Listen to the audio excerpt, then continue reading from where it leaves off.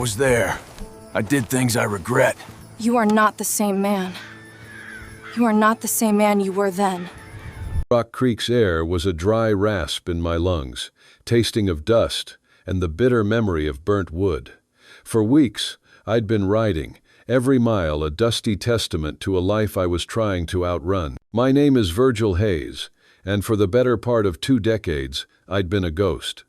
A scout for the 7th Cavalry. I saw things in the Indian Wars that no man should, and did things I'll never tell a soul. The blood on my hands, the screams in my head, they followed me like my own shadow. I didn't want a new life. I wanted a place to quietly finish the old one, a piece of land as empty and broken as I felt. That's what led me to the strange auction that morning. The whole town turned out, not to celebrate but to stare and whisper from a safe distance at what was being sold. Roughly 12 acres red rock, sun-baked earth, and not much else. The starting price was 12 cents. A few men in polished boots shifted, then went still. The whispers moved like a snake in dry grass. Cursed land, graveyard of secrets, a place where the sun won't shine. What was a curse to a man who already lived under one? I raised my hand. 12 cents. My voice, rough with whiskey and wind, cracked the quiet like a gunshot. Heads turned, no envy in their eyes, only pity, and something close to fear. "Do I hear anything higher?" the auctioneer called. Silence. The gavel fell. Thud. The land belonged to Virgil Hayes. On the ride out, their judgment rode with me, heavy as a wet coat. "Do not go there," it said. But I had nothing left to lose. A 12-cent claim with only rock and sun familiar company. The track threaded a hollowing canyon, a crack in the desert floor that promised heat and not much else. Far off, a low rise shimmered in the haze. My heart didn't sink. It just kept its old, tired beat. Then my hand tightened on the reins. The stillness wasn't natural. The air held its breath. I wasn't buying just dirt. What waited wasn't a body at all, but a horse, a painted mare, hobbled and left in the thin shade of a rock lip. Cruel work. Crueler still was the sound I heard next. A ragged cough, thin as paper, seeping from a crease in the cliff. I dismounted, palms settling on the grip of my colt. Old instincts climbed out of the grave scout, tracker, the sort of man who finds what's hidden, whether he wants to or not. I moved quiet, the fine red sand swallowing my steps. I leaned into the crevice. Eyes found me black, bright, feral. She wasn't bound. She crouched, Winchester tight to her shoulder, jaw clenched white. A dark bloom stained her buckskin at the ribs. Young, Apache. I lifted both hands, empty. "I won't hurt you," I said low. "I just bought this land." Her English was broken knife short, all edges. "Go." I backed a step. This wasn't my fight. I'd come here to be forgotten, but I couldn't ride off and leave a wounded girl to cook under the sky. I slipped the cowhide canteen from my hip and eased it to her. She watched me the whole way, then snatched it in one quick move, drinking slow, careful sips, as if each might cut. While she drank, I saw the pouch at her belt tight woven, beaded with a pattern of water and 2 snakes. Not a trinket, a mark, a responsibility. Something twisted in my gut. 12 cents hadn't bought me a bargain. It had bought me a lie. I settled a respectful distance away, back against the rock. The sun slid down and set the canyon walls on fire. I'd heard her name before, from an Indian agent with whiskey-loose lips. Micah Young, clever, too brave for her age. Why here, alone? Who'd done this? Hoofbeats answered, "Not mine." A file of riders slid through the canyon with the care of men who aim to keep breathing. Dust coats, wide hats, guns easy at hand, no badges. The man at their head drew up and looked me over, then let his gaze drift to the crevice. "New owner," he said, voice polished as a banker's watch chain. He eased his horse forward. "Silas Vance. I'll give you $1,000 for this patch right now. You can ride on." My stomach, old and honest, told me not to play cards with this one. My conscience, which had slept too long, told me not to sell a life. I shook my head, hand resting on the colt. "Not for sale. This." The smile left his face by degrees. His eyes went rattlesnake flat. "You just made the worst mistake of your life," he said. The curse on this land isn't what you think. It's what we put on it, and we'll be back to collect." He turned his horse.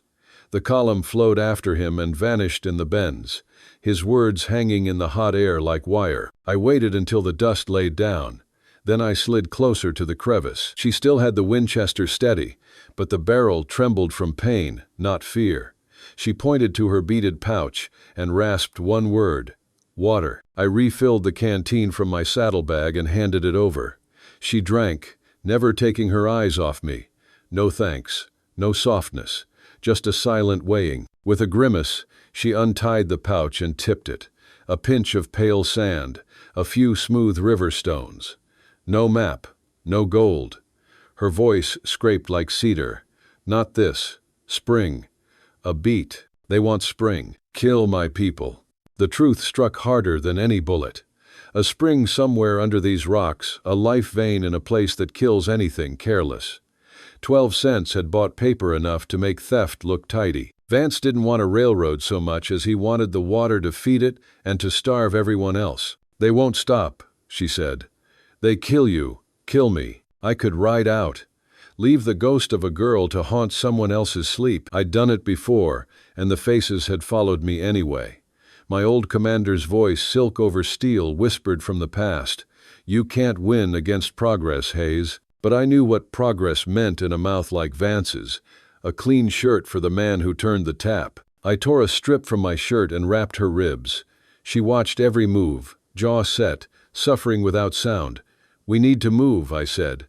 "They'll be back in an hour. Less." She hesitated, then gave one short nod. We climbed to a stone shelf where the canyon forked, and I laid the ground like I used to angles, distances, cover that wasn't there until you needed it. I counted what I had: 6 in the Colt, 4 more in the belt, her Winchester with maybe a dozen, 2 knives, 1 painted mare, too tired to run. "Why you stay?" she said at last, words hard. "Cut. You ride. Live." Because if I left, I'd keep leaving until there was nothing left of me to carry. I met her eyes. "This is where I stop running. This too." She held my gaze longer than I thought she would, then turned away and checked the rifle's sights. Not trust, not yet.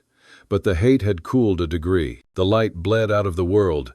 Hooves came again, slow, sure, the rhythm of men who believed they owned whatever they could circle. Vance didn't shout. Men like him didn't need to. Torches winked to life. The plan was obvious. Smoke us out, burn us down, write it off. We melted into the rock's narrow veins. The air cooled, faintly damp. The scent of mineral and old rain touched my nose. She laid a palm to the wall as if greeting an elder. "Here," she whispered. "Stone remembers." The first scout edged past our cut. I lifted the Colt. Her hand pressed mine down. "Not yet. Patience. Let them bunch. Let the stone double our noise." When they did, we struck. One clean shot from her horse screamed. Rider fell. I fired once, and the Colt spit flame. Echoes rattled like a canyon full of rifles. Men swore, reined back, fired blind. For a heartbeat, I thought fear might carry them off. Vance's voice floated in, smooth and cold. "Hold, smoke them." Brush crackled. Heat licked the air. We fell back into a tighter seam, coughing through damp cloths. A bullet found my thigh-white pain. Hot run.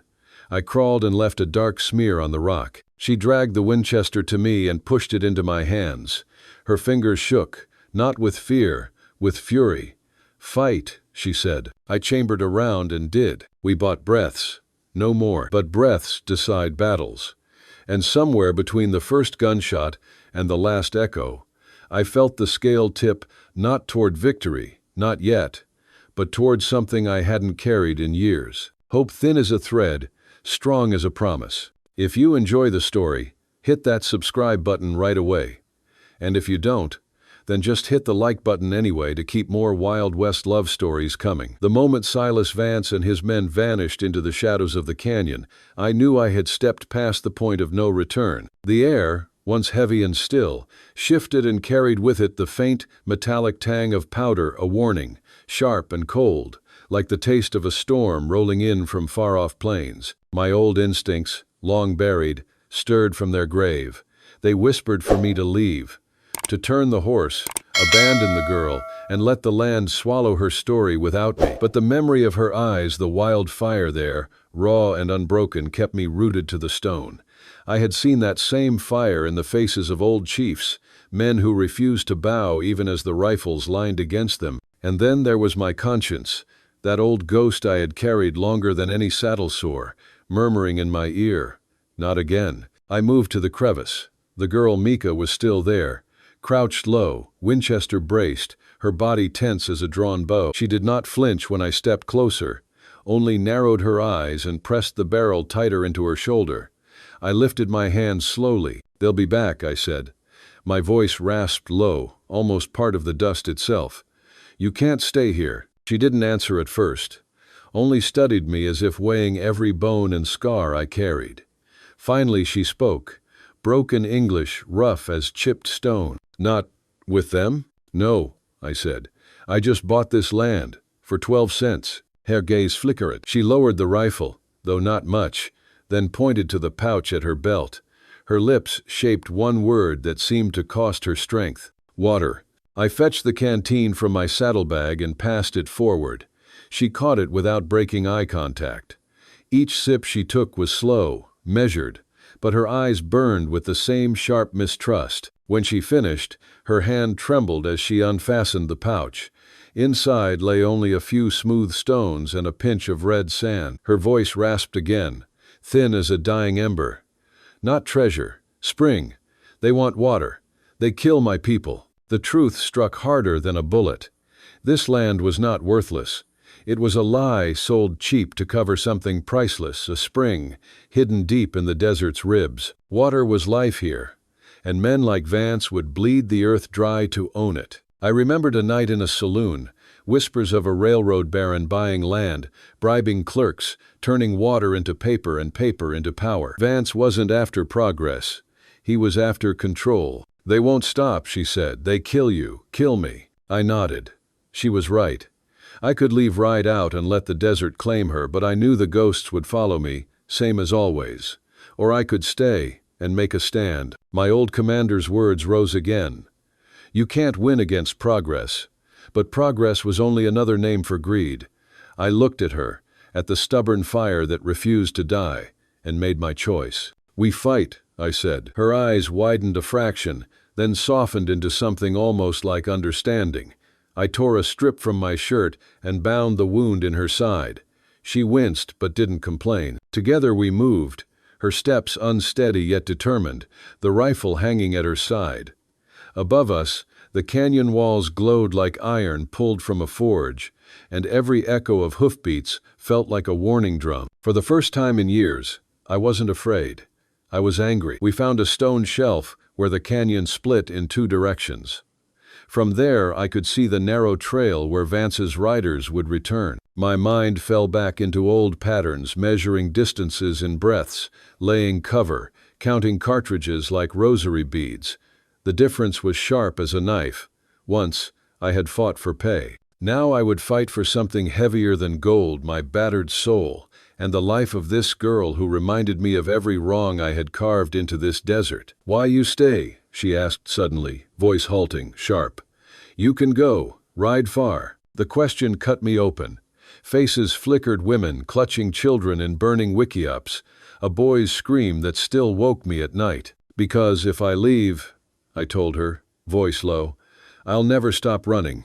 This is where I stand." She studied me for a long while, then gave a single nod. It wasn't trust, but it wasn't hatred either. The sun bled toward the horizon, smearing the cliffs in blood-orange light. Hooves carried on the wind, steady and deliberate. Vance was coming. We had maybe an hour. I counted, 6 in the Colt, 4 on my belt. Micah's Winchester, maybe a dozen rounds. Not enough against a dozen men, but the canyon could fight with us. I showed her how to angle fire so the echoes would multiply, how to let stone trick men into hearing rifles where none were. She listened keenly, eyes narrowing with understanding. When dusk settled, the first scout appeared. I raised my Colt, but her hand pressed mine down. "Not yet," she whispered. "Patience. Let them come closer." When they bunched at the mouth, we struck. Her shot cracked the twilight, one rider down. My Colt spat flame, the canyon doubling the thunder. Horses reared, curses flew, gunfire rattled off stone, until it sounded like the cliffs themselves had joined the fight. For a heartbeat, I believed fear might scatter them, but Vance's voice rolled out calm and steady, like a banker balancing books. "Hold your fire, smoke them out." Torches hissed, flames clawed the air, smoke coiled through the fissure. We fell back, coughing. Micah stumbled, blood seeping fresh through the bandage. I pressed cloth to her face, covering her mouth. The stench dragged old memories from me, villages burning, children crying, but I shoved them down. Not this time. I slipped through a side gap, drawing their fire. Bullets sparked against stone. One grazed my arm, another tore hot into my thigh. I hit the ground hard, grit in my teeth, Colt nearly empty. Blood ran warm down my leg. Through the haze I saw Micah crawling toward me, dragging the Winchester. Her hands trembled, not with fear but rage. She looked at me, saw the blood, the old ghost of the uniform I had once worn. She could have left me. Instead, she pushed the rifle into my hands. One word, soft as breath, heavy as thunder: fight. Veset. That choice stunned me more than the wounds. Not vengeance, but alliance. Not hate, but survival together. That single word bound us closer than any oath. I hauled myself upright, chambered the rifle. The next volley cracked like lightning. One man tumbled from his saddle. Another turned his horse in panic.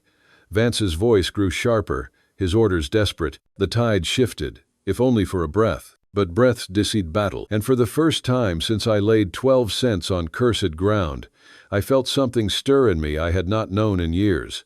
Hope. If you like Wild West love stories or Wild West stories, drop a bunch of 1 second and your place in the comments for the Wild West Love channel. Tell me where you're listening from so I don't feel so alone out here. The chase was a slow, punishing dance. Every twist of the canyon threatened ambush, every shadow another snare. Micah guided us with quiet certainty, her eyes sharp despite the wound burning at her side. She never complained. In that harsh country, where cruelty outlasted mercy, a thread of trust bound us thin, fragile, yet stronger than silence. One night by a low fire, her voice broke the hush. She spoke of her people, the rites once braided into desert days, the long walk, promises turned to chains, the massacres by men in blue. Her words struck like a club. I saw faces, women, children, smoke rising over torn earth. My chest tightened with the copper taste of guilt. "I was there," I said at last, raw as stone ground under boot. I was a scout. Her eyes, dark as a starless cut of sky, fixed on me. With them? With the men who killed my people? I forced the truth past my teeth. Yes, I carried orders that broke families. I did things I regret.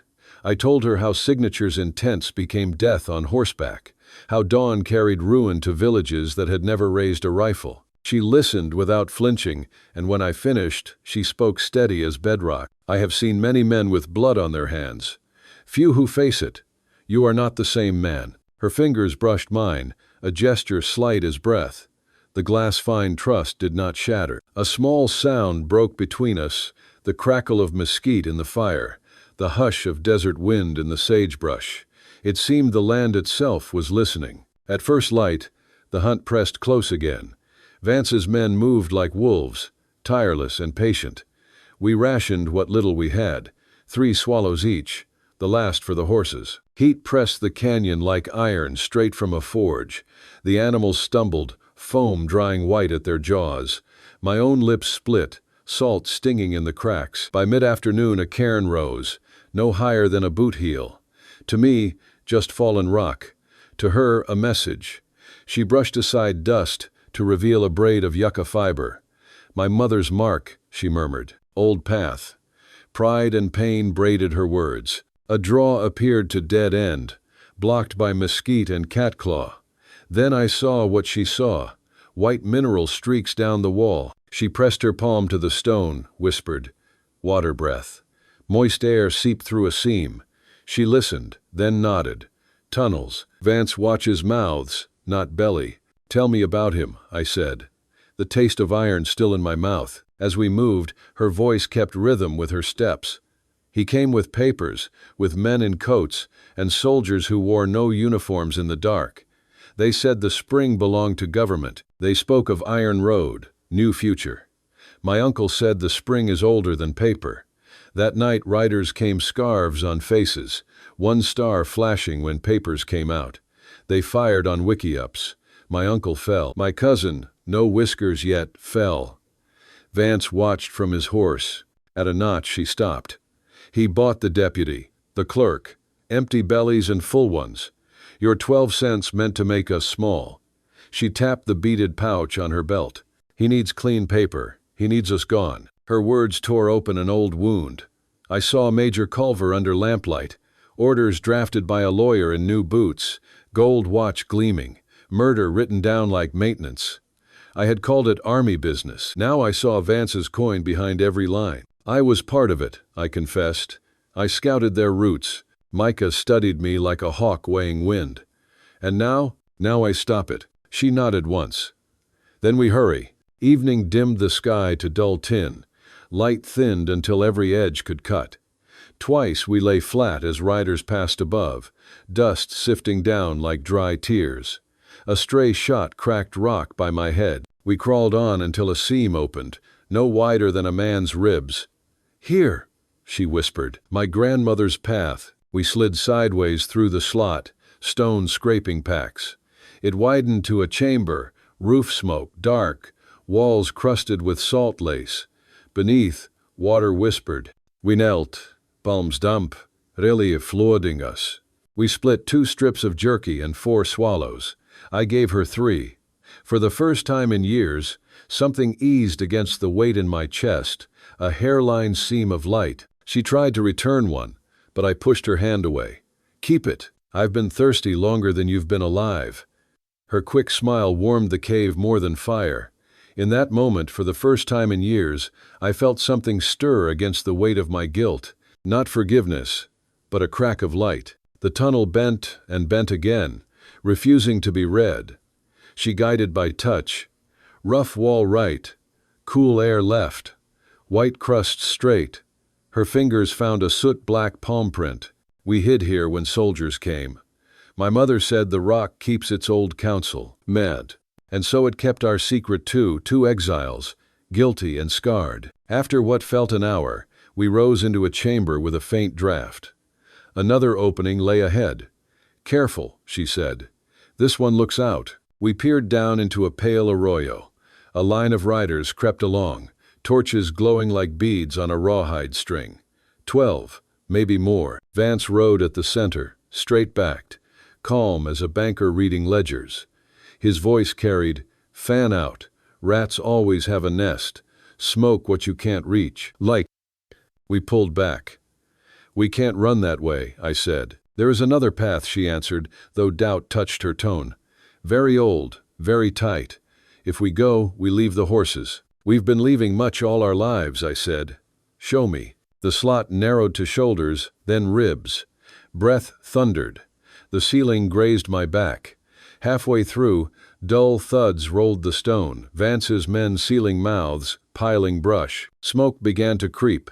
Patient as a hunter, we forced forward, grit in our teeth, lungs burning. The tunnel spat us into a round cavern. In the center lay a small pool, silver thread feeding it, cool air rising. I drank deep, Micah cupping water like prayer. Relief staggered me. 3 black mouths gaped ahead. 2 choked after a few yards. The third narrowed too tight. I shoved an arm into the elbow stone all around. Dead. Micah listened, still as a deer in snow. They will smell smoke. They will wait. They'll do worse, I said. The sheriff's paper will call us thieves. They'll hang our bodies and claim it law. Then they'll take this. I looked at the pool, life itself in the desert. I checked the Colt, 3 rounds. The Winchester 5. We built a breastwork of stone where the tunnel bent. Smoke fingered in, thin, then thicker. Micah gripped my hand. Old stories say endings are doors you do not see until you bleed for them. Then this is one hell of a doorway, I said, trying to smile. Bootsteps scuffed outside. A torch hissed, shadows stretching crooked. "Mr. Vance," a voice called. "We've got 'em boxed. Smoke or lead?" Vance answered smooth as velvet. "A little smoke, a little fire. I want that spring without a story." We crouched behind our wall. The pool breathed cool against my burned face. My leg throbbed. I thought of the man I used to be, the one I had come here to kill. "We hold," I said. "We hold," she echoed, lifting the Winchester. The first shot cracked smoke like lightning. A man screamed, another cursed. I fired the Colt, sparks kissing stone. Micah worked the rifle, steady and patient, each shot measured. They charged in 2s and 3s, torches thrust forward, but the stone turned them back. "Hold," someone shouted. Then silence, heavy as judgment. Vance's voice again. "Patience, boys. Smoke and time are cheaper than bullets." Brush crackled, flames licked low. Air thickened, every breath borrowed. I soaked rags in the pool, tied one over her mouth, one over mine. "If we sleep," she whispered, "we don't wake." "Then we don't sleep," I answered. We sat shoulder to shoulder, smoke coiling, torches painting the cave mouth blood red. Outside, men shifted and muttered.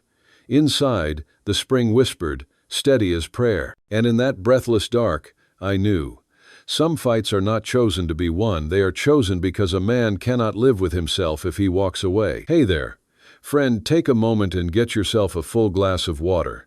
It's easy to forget, but staying hydrated is crucial for your health. Also, if you've been sitting for a while, do a quick lap around the room and give your eyes a break from the screen. Your body will thank you. The canyon walls pressed close around us, high and merciless, their jagged teeth catching the last fire of the sun.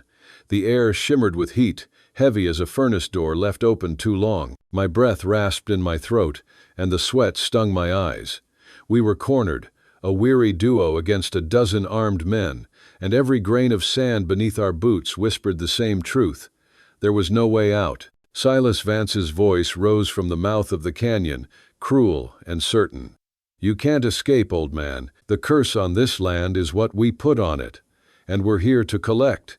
His words bounced from wall to wall until it felt as if the desert itself was jeering. My hand tightened on the grip of my Colt. I had fought too many hopeless battles to pretend this was anything else. One man, one woman, 2 tired horses against rifles and torches. It was an end written clear as scripture.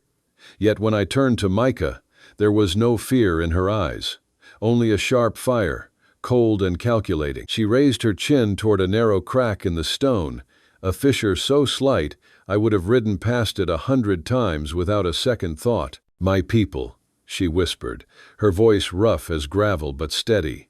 "We knew the land. We knew the hidden places. The cavalry, they saw mountains.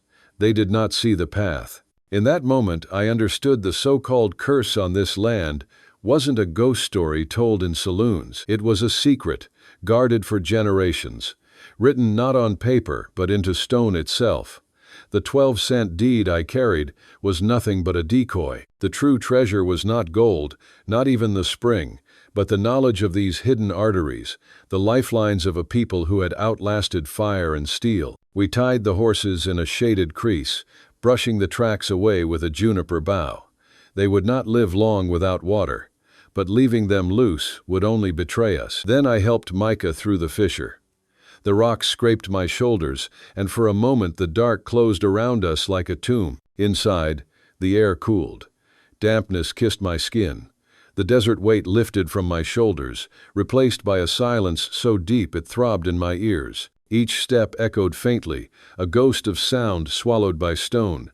Drips fell somewhere ahead, steady as a ticking clock, counting down our chances. Micah moved with purpose. She was no fugitive here, she was a guide, leading me deeper into the memory of her people. Her hand trailed along the walls, fingertips brushing the grooves and ridges, as though reading words carved long before she was born. Every turn she chose with certainty, every pause exact. I followed, my Colt loose in my hand, every nerve stretched taut. Behind us, the canyon echoed with Vance's men's shouts, hooves striking rock, the harsh crack of torches. They had the guns, the numbers, we had the ground. From a hidden lip we watched them ride below, cursing as their torches fought the wind. Their voices betrayed them, forced bravado, nerves fraying. They believed the land theirs to claim, yet already the stone was stripping them of that arrogance. The fight that followed was no simple gun battle. It was a hunt, and for once, we were the hunters. Micah funneled them into blind pockets, narrow cuts where echoes turned whispers into thunder. She fired once, and silence swallowed the canyon. The men wheeled, shouting at phantoms. I picked my shots where stone would carry the sound, each bullet ricocheting into confusion. The hunters became the hunted, stumbling in circles, firing at shadows. Through the smoke and shouts, I glimpsed Vance. Dust streaked his fine coat, sweat tracing lines down his face. The banker's polish had cracked, revealing the fury beneath. He barked orders, but fear gnawed at his men. He had underestimated us, both a man with nothing left to lose, and a girl with everything left to protect. At last the maze drove him to me. We faced one another across a spill of pale stone, his pistol gleaming in the firelight, my Colt already leveled. Recognition flickered in his eyes, an old ledger balanced. A debt come due. You should have taken the money, Hayes, he growled. 12 cents wasn't worth your life. This was never about money, I said. My voice sounded strange to me, flat and final as the canyon itself. It's about justice. He lunged. I struck his pistol aside. The shot skittered harmlessly into stone. We grappled, two stubborn relics in a land that devours both the young and the old. His fists were fast, but mine carried years of anger and regret. My knuckles split his lip, his elbow cracked against my ribs. Pain flared hot, but I held on, driven by something stronger than flesh. At last my fist found his jaw. His body sagged, crown striking rock, breath knocked out. He lay gasping, eyes rolling with hatred. My Colt hovered, one squeeze away from finishing it, but in the corner of my sight, Micah stood, her dark eyes steady, unblinking. She said nothing. She didn't beg, didn't demand. She only watched, weighing me the way stone weighs the years. Was I still the man who had ridden with the 7th Cavalry? Or was I something else now? My finger trembled. Then I lowered the Colt. I bound his wrists with rawhide, leaving him no longer a king but a captive.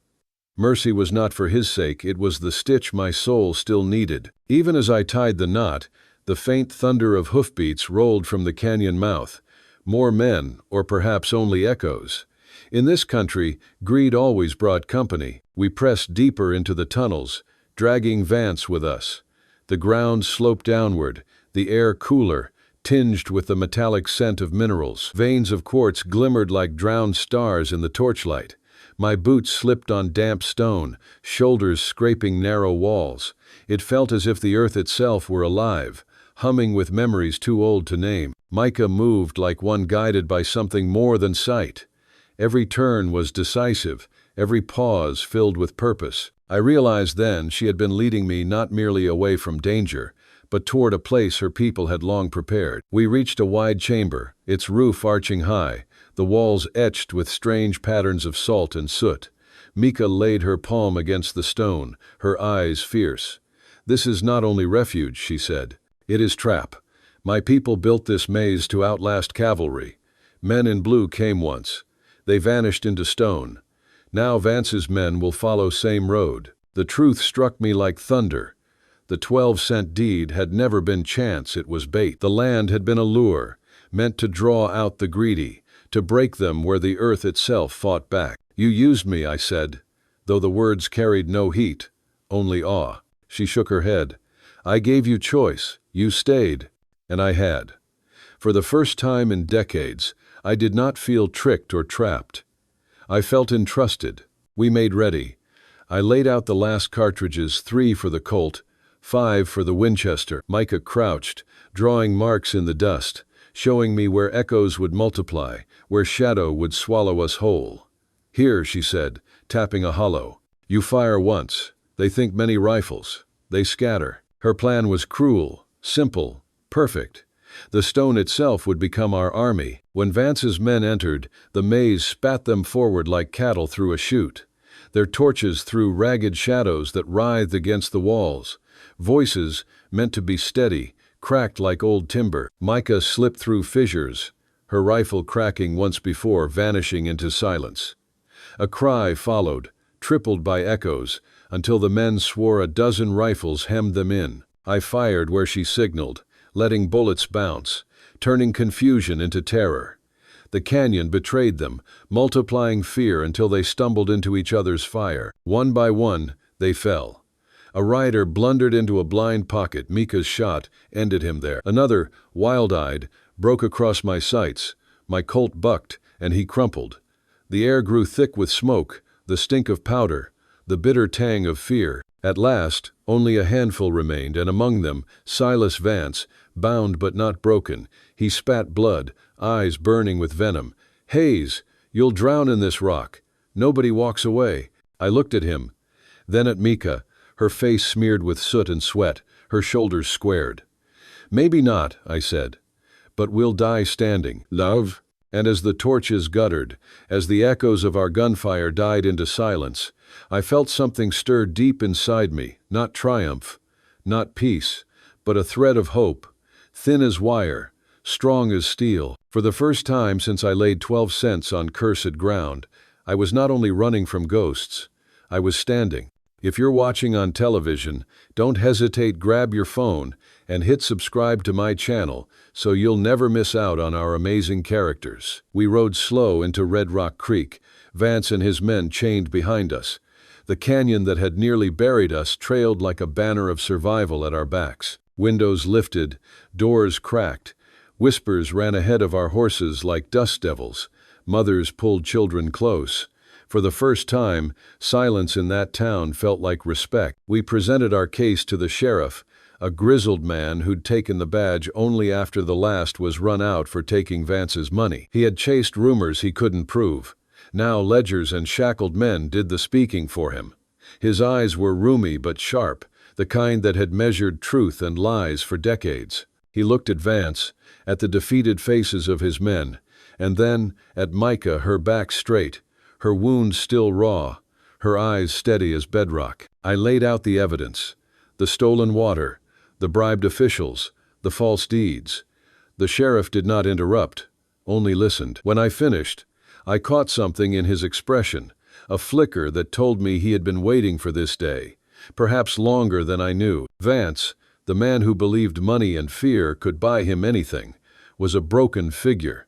Shackles rattled on his wrists, the arrogance drained from his face. He had underestimated us. No, he had underestimated the power of a man who had nothing left to lose, and a girl who carried the weight of generations. News of his arrest spread like wildfire, faster than any rider.